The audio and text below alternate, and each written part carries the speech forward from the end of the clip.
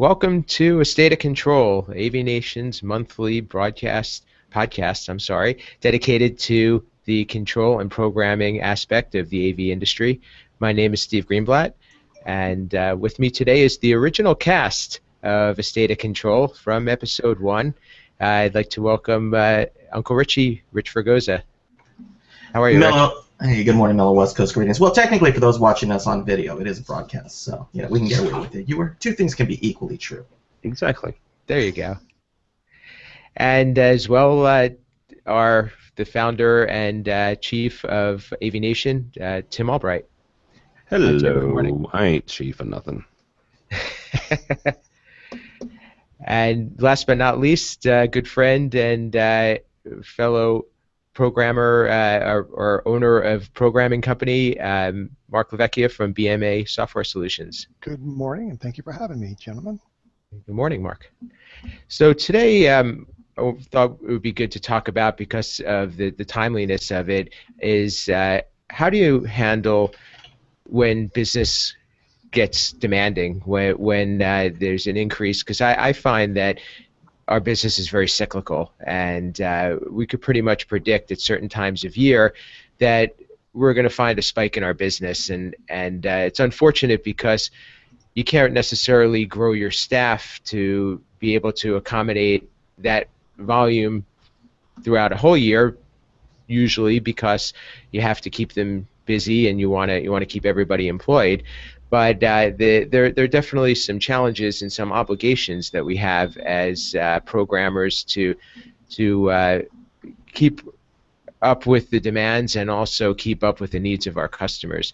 Mark, I imagine that you could probably relate to this, and how do you prepare yourself for a busy season, and do you find that you have a handle on being able to predict when a season is going, when a spike in business is coming?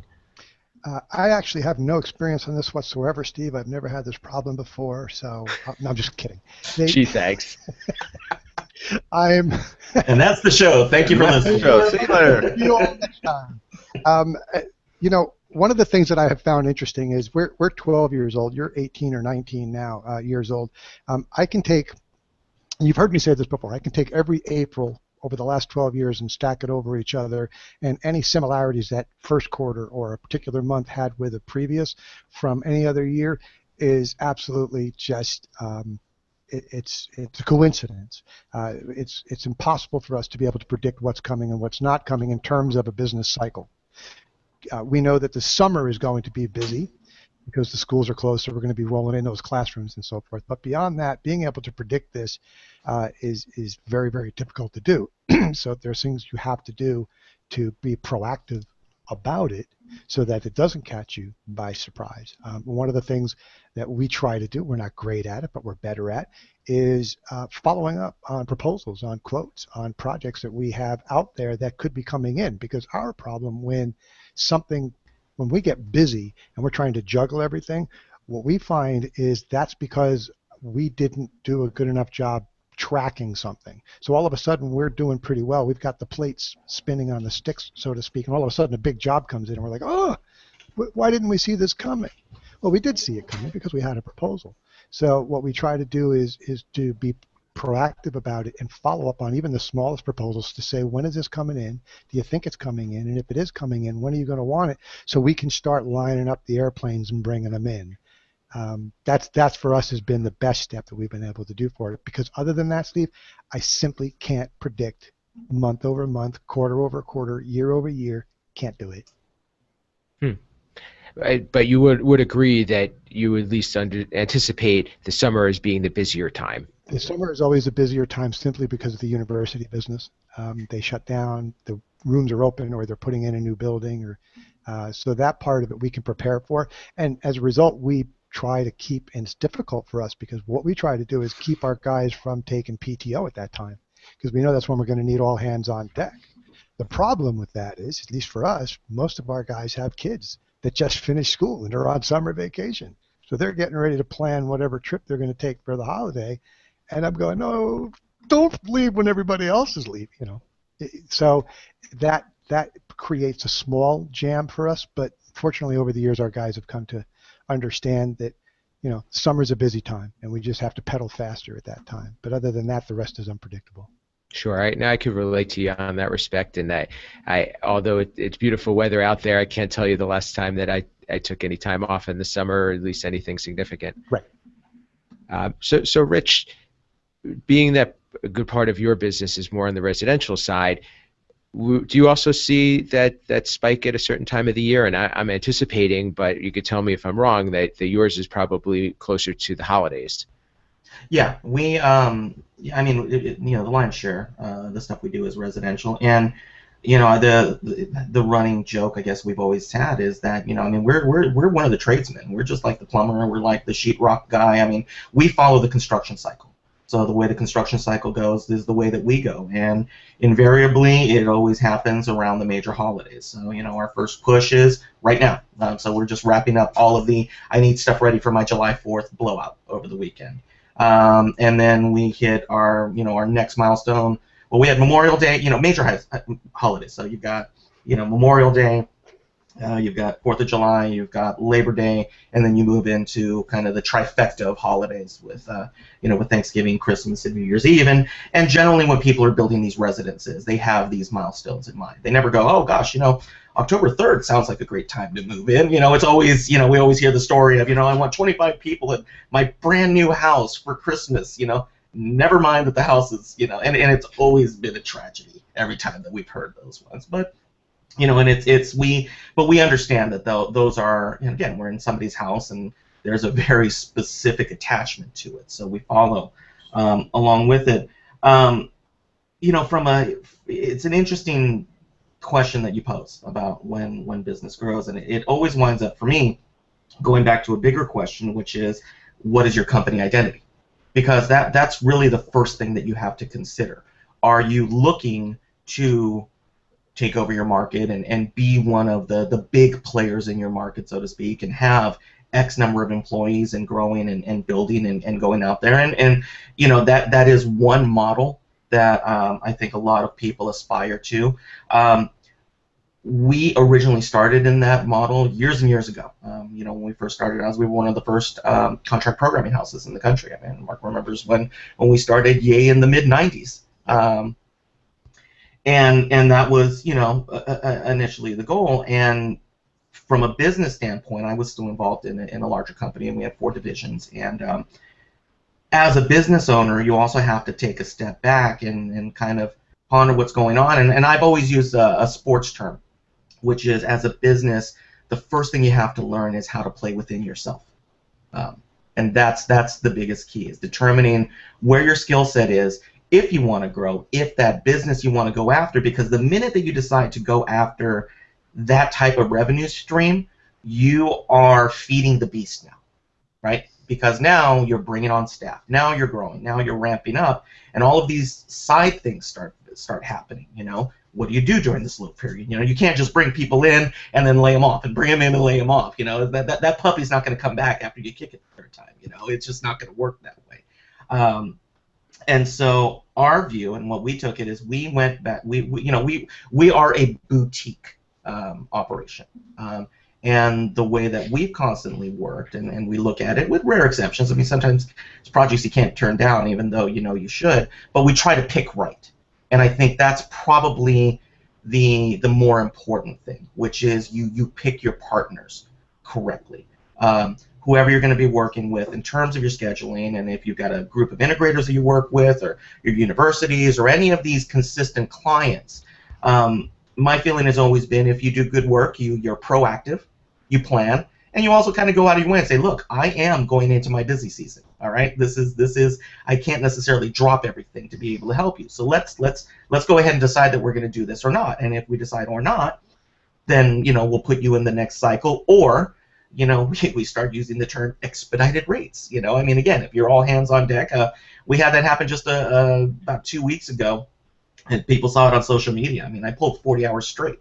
It was brutal, but it was just one of those ones where we went, all right, you know, it kind of came out of nowhere. We're kind of busy, so we constricted the timelines in between. and those are the exceptions. But I think that you can't run a business at kind of running in the red line that entire time. So I've always found that you always have to take a look and decide where you're going to pick right. And especially in the busy season, sometimes the smartest moves you make are the projects you pass on, just because of the frustration level. Because it only takes that one bad project to completely poison part of your downline. If I could jump in real quickly, one of the things that he brought up is really important is he just had a project that he had where he was pulling straight 40 hours. And that's good because it's your company. But we try really hard, and I'm sure all of you do, we try really hard not to have our guys face those projects ever. Because programmers are a different animal than pretty much any other component of a system. You need their brains healthy. You need them. You need their brains clear and focused. And if they're overburdened, for the 10 years I was at Crestron and long after, I've seen programmers go into the fetal position because you're pushing too much work to them in the time that they have. Can they get it done? Sure. Are they going to be okay when you're done? No. So Rich can do it because Rich is the boss, and so he can do it and go well. Absolutely, and I'm the first one to say that, yeah, I'm in the trenches with it. I mean, there's when you are dealing with, and that is a decision. And again, because one of the things to remember that let's also consider, I mean, there's a lot of guys out there like me. There are 1, 2, 3 guys, right, at most. So you do have people who have a vested interest, and there is that process of esprit de corps. And I will agree with Mark because when in my prior iteration, there were things that I would not ask my guys to do, or if I asked my guys to do it, I was standing right next to them the entire time we were doing it. It's not something that you can just send guys out and say, yeah, by the way, your family life, your personal life, nah, just toss it aside. We need this project, there is that as we're getting older, I mean, again, in my 20s, it was like, yeah, rock and roll, here we go, it was fun, but in your 40s, I'm getting closer to 50 than I am 40. There is a period of time that the work-life balance, and you have to stick with that. And it's a fine line, and I think over time with experience you start figuring it out. But Mark makes a really, really good point. You have to be very, very careful when you make that request. And it has to be an extreme exception to the rule, or like Mark was saying, or it's not. And again, Resi's a little different than commercial. I mean, again, there are different dynamics that are involved in terms of deadlines in some of these instances. But I think what we keep kind of coming back to is picking right, and always picking right, and making that decision is this going to benefit us long term? Because if it's not, if you're just going to burn everybody out, you're going to wind up pooching the punt on the next 3 projects, and the end result isn't going to be positive. I think you guys touched on a lot of good stuff there, and I'm going to pick one to start on, and I'll take it to you, Tim. As far as managing a team, and I know that you've had experience with that in a previous life, can you tell me about how to pick the right person for a project, and how do you avoid somebody getting burned out? Well, you've got a couple different options. First of all, sometimes you don't have the option, depending on the size of your team, right? Rich mentioned the fact that there are a lot of folks that are 1, 2, maybe 3-person shops, and figuring, managing those projects depends on who's free, right? Who's available next on that. Now, if you've got a situation where you have somebody who is maybe more attuned to AMX programming as opposed to Crestron. And a lot of these folks that they when they program, a lot of programmers will kind of migrate to one or the other. They can do both, but their preference or their skill set lends it to one or the other. I had at Innovad we had an ace that had an AMX ace that had every single certification he could. Right, that he was our AMX person. Another one of our programmers was silver level Crestron, right? Now, they could both do the opposite ones, but when you look at your timeline, and Mark mentioned, being aware of what's coming next, and you are aware because you're the one putting in the proposals. You're the one who's forecasting and saying, yes, we can do this. you look at what the components of the system are. Is it an AMX system? Is it an AMX system with Fusion and this, that, and the other? Is it a Crestron system that's pretty basic? You assess and you go, okay, programmer one is on this, and they're going to be a month or two left on this project, but I've got this other one that's really more geared towards them. So now that you want to, it's the whole changing trains midstream.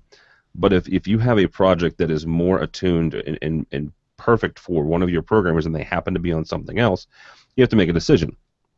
Do you switch programmers midway through, or do you simply pass? Both Mark and Rich have mentioned passing on jobs because it's simply not worth it. If you don't feel like you can pass, or it's a good project and you can switch people midway through, you do that. If you can't, there were things that we did. We subcontracted a lot for base programming. We didn't do any subbing for rolling things up on site or going to clients' warehouses, but we would subcontract your base code. And what that allowed us to do is that allowed us to kind of get a running start on a number of projects before our programmers took over. So you would do things like whether it was sub out touch panel design, or you sub out base programming, just laying out, just the physical act of laying out join numbers and things of that nature. That helped our programmers along because then they could take the program from there and be a little bit more successful than having to worry about all the setup stuff. And Steve, I want to jump in real quickly because I have a totally different take on that. He's right in what he's saying in that in terms of what the individual programmer's strengths are, whether they're AMX or Crestron or they're doing your DSP or whatever. You want to try and line them up with the jobs that make the most sense with them. One of the odd, I don't know if it's an odd dynamic, maybe we all have it and we don't talk about it much, for us is of the programmers, there's 6 of us at my company. 5 of them are doing code, okay? And they all have they all have a kind of a label to them in terms of the type of code that I prefer for them to do.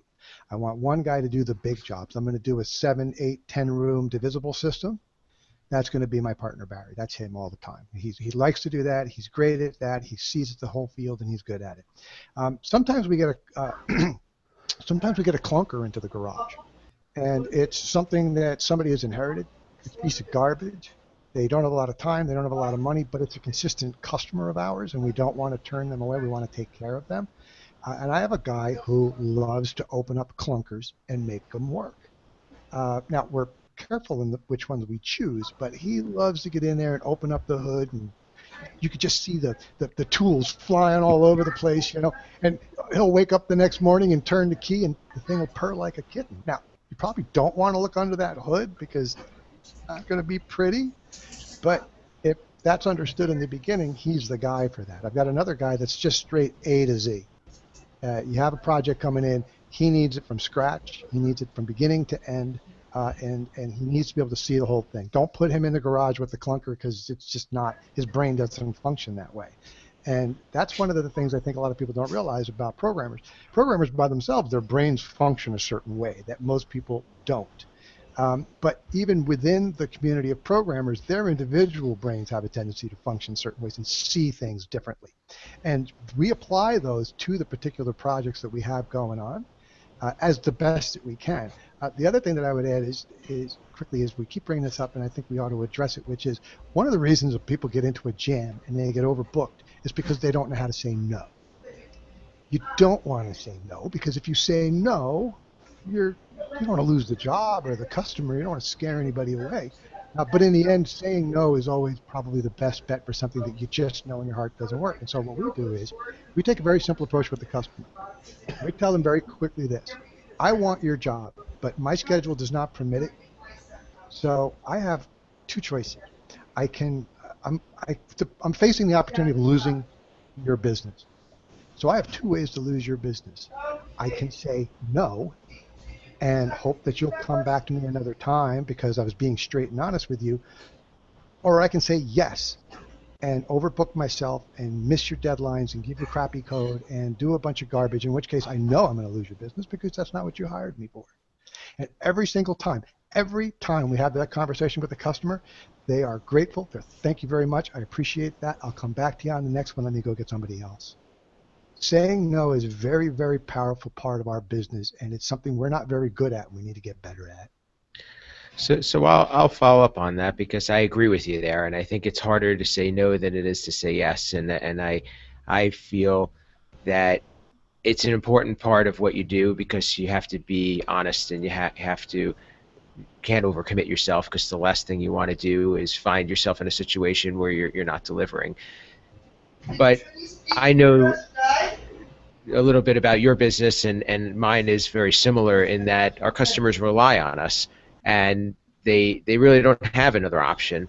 So I'll go back to you real quick, Mark. How do you work that out? Because if they are going to, they really are investing in this relationship, and obviously you can only do what we can do, but what are those potential outcomes if you do have to say no, and what can you offer them? Well, I offer them exactly what I told you, believe it or not. But again, my situation is a little bit different than most independent programming firms. While we all pretty much do the same thing, we do them differently.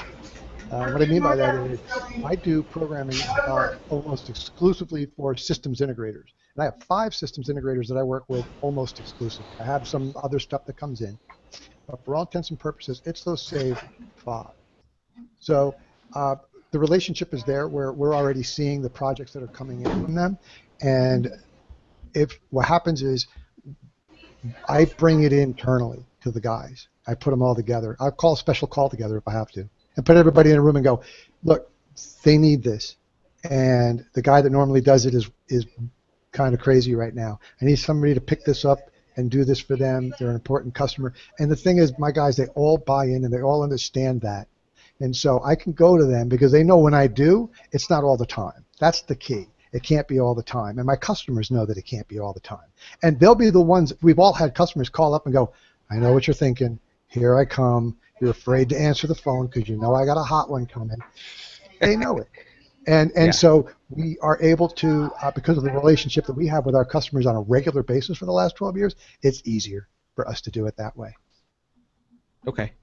I can understand and appreciate that, and it's something that we wrestle with, and well, the methodology or the decision-making criteria that we use is we look at it from a relationship standpoint, and, right. and not necessarily from what does this project mean to us, but what is this something that we have to do for this customer, and obviously looking at different situations based on so if it's a one-off situation, it's a lot easier to say no, but if it's something that is part of a relationship or is part of ongoing projects together, it's a lot harder.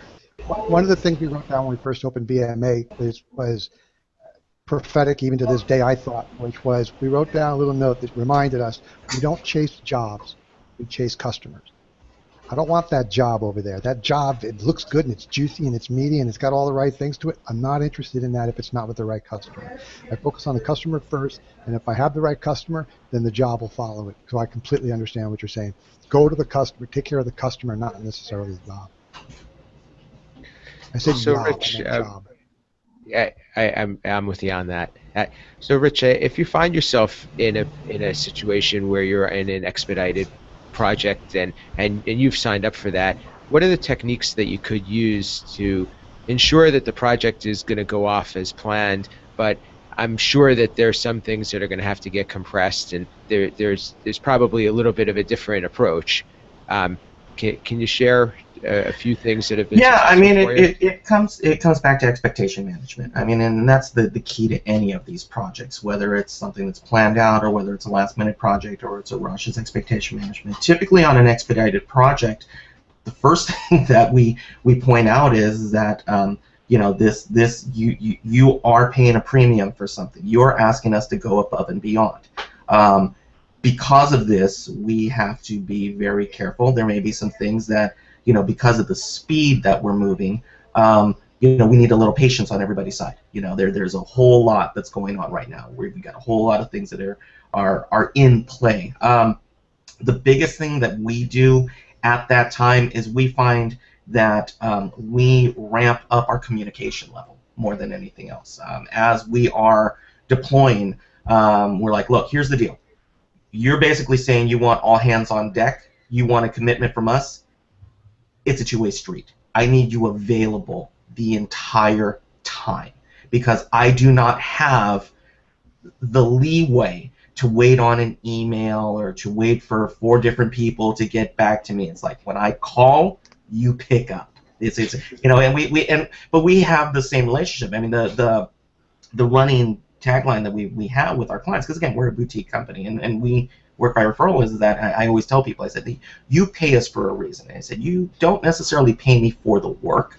You pay me to pick up the phone. You pay me to respond. And that is what we're doing right now. You are paying for response time and a deliverable. And if that's going to happen, and like Mark was saying, is that you choose the customer, you choose the client. Our model's the same way. We work primarily for integrators. I have a very tight gang of people who I've worked with anywhere from 3 to 25 years now at this point. So we know one another well, and I know the team that I'm walking in with, and we all know our strengths and weaknesses, which is the most important part. And people have learned over the years that when I get past into hour 10 or hour 11, I stop being Uncle Richie and I become, what do they call me, Grr Rich.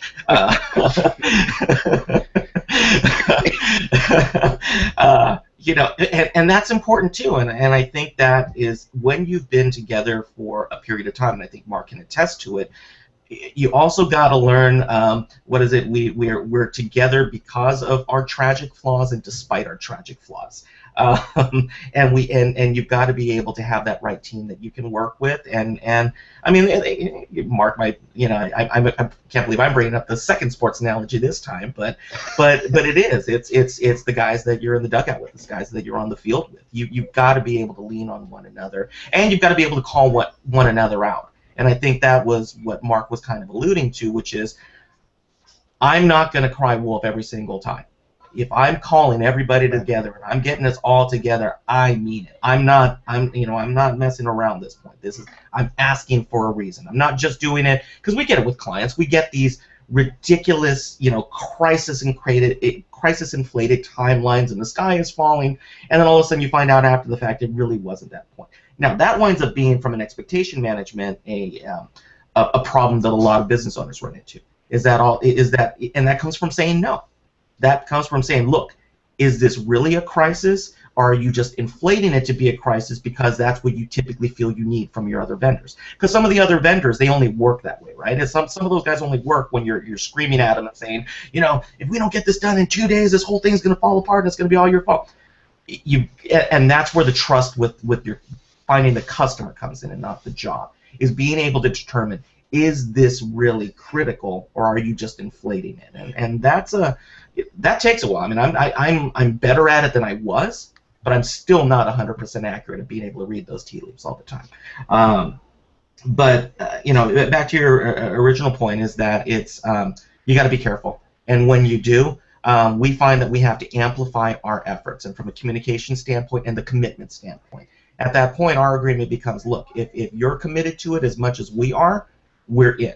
If you're not committed to it, then we're the wrong people, because I need you as much as you need me right now. And we bring everybody in, and it becomes a team effort, because there's only so much that somebody can do. If I'm sitting there and I'm banging away code, I've got to be able to trust that somebody else can make sure that from the field everything's going on, and again, God bless high-speed internet, because 20 years ago we wouldn't have been able to do it, but now we're at the point where literally I can send over a couple of webcams, set it up on the site. I can have 2 junior techs over and be able to point them in the right direction, or be able to show me what's physically going on, as opposed to in the old days I was jumping on the plane. Mark remembers this. Yeah. I was logging ridiculous domestic miles because.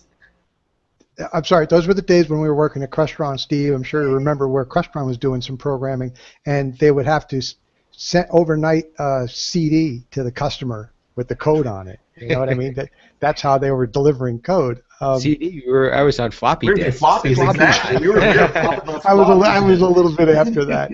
A little bit deeper in the weeds, and I know Tim, our clock is ticking. But a little bit deeper in the weeds, what he was saying is part of setting those expectations with the customer on a particular job that you know is going to be tight is to make sure everybody understands milestones. And literally the milestones that are going to be involved. So when we start with the job, they say, I need to turn the room over here. Okay, well, that's where we always start. We always start with the end. It's got to turn over here. If it's going to turn over here, I need code by here. In order to get code by here, I need panel approval by here. In order for panel approval here, I need panel submittal here. I need PO here. And these dates can't move. The minute these dates move, I can't promise you anymore. And once everybody understands that and they buy in, then the communication that Rich is talking about is so critical is in writing for everybody. It's a critical component. We always need to make sure we get involved in there. And I couldn't agree more to what you guys are saying. Tim, you had mentioned before the use of subcontractors, and I thought that was pretty intriguing in terms of having different ways to be able to expand your capacity and also create a little bit more efficiency. Anything else you could add there in terms of I have a set staff and I have more work than I can do. What are different ways that you can approach it? Well, don't do it, as soon as you have more work, right? And both Rich and Mark mentioned saying no. We started with a handful of subs. We were a subcontractor, and so we were like, hey, we'll expand ours by bringing in subs. You take them on one at a time, and you test their code, because there are going to be people who try to sell you the world based on certifications and based on customer reviews. But bottom line is if their code is not usable in your shop, then they're not a viable option. They might write some of the best code in the world. Their systems might be some of these ginormous systems. But if they don't fit in your culture, if they don't fit in with your programmers, then it's a non-starter, right? So their code and the way that they write and the way that they communicate has got to jive with your folks as well, with your programmers. So we would bring people on one at a time, and I would get honest feedback from the programmers that I managed, saying, "Hey, does this work? Right? Is this something that works for you? Is their code easy to understand? Is it something that you can integrate easily?" If it's not, if we're spending as much or more time integrating somebody else's code, whether it's base or what have you, then it was, then we would move on to the next person. It was not something that we would have to be set in stone by, we found this great program. No, if they didn't work for us, then we would move on to the next person. And I would say just make sure that it works. If you're looking at subbing, bringing in subcontractors, just make sure that those subcontractors that you're looking at, that they work within your system and with your programmers.